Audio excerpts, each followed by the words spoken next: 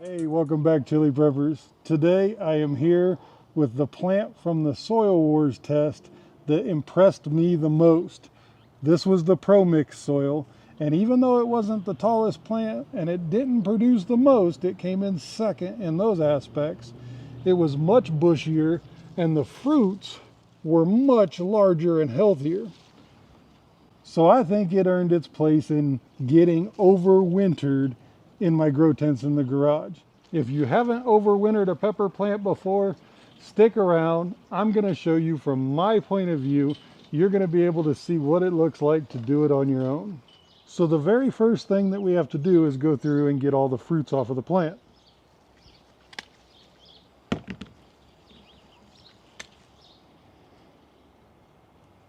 Now, if you haven't had the cherry bomb pepper, they say it's about as hot as a jalapeno. I think it's quite a bit hotter than a jalapeno, and it's a totally different kind of heat. As soon as you put it in your mouth, it overtakes your tongue, but it goes away quickly, which is something I really like.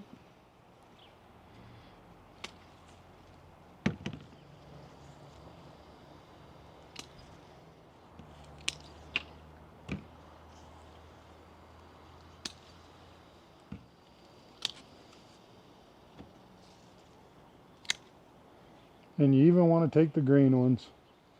So as sad as it is, the season is done for the plant that impressed me the most. After that, you kind of got to be like Mr. Miyagi on the Karate Kid, because every plant's different. So you really want to look at the plant and see how it's laid out. This one branches here again, branches here, and then up higher. So I think I'm going to keep this one and just go up to this one and cut on this side.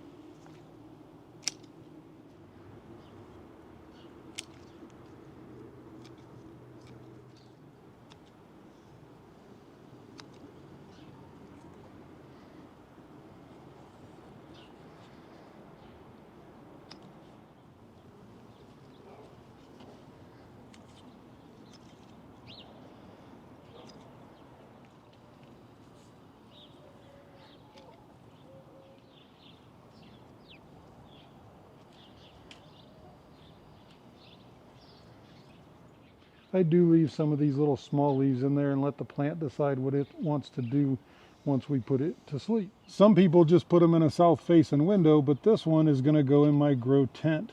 It'll go in the greenhouse for a few days because I'm still in the process of getting my grow tent set up in my garage for the season, and then it'll move into the big grow tent and be taken care of like all the other plants. And hopefully, if you did everything right and the planets aligned and all that stuff, the plant will wake up next year and grow into hopefully a bigger plant. So let me know in the comments, have you ever overwintered a pepper plant before? And did you have any success with it? And would you do it any different than what I just did it here? Remember, there's no surefire 100% answer when it comes to almost anything with plants. This is just my way of doing it. And you can follow along and see if my favorite plant from the Soil Wars competition comes back to life next year. Remember, you don't have to be a prepper to be prepared, and I'll see you tomorrow.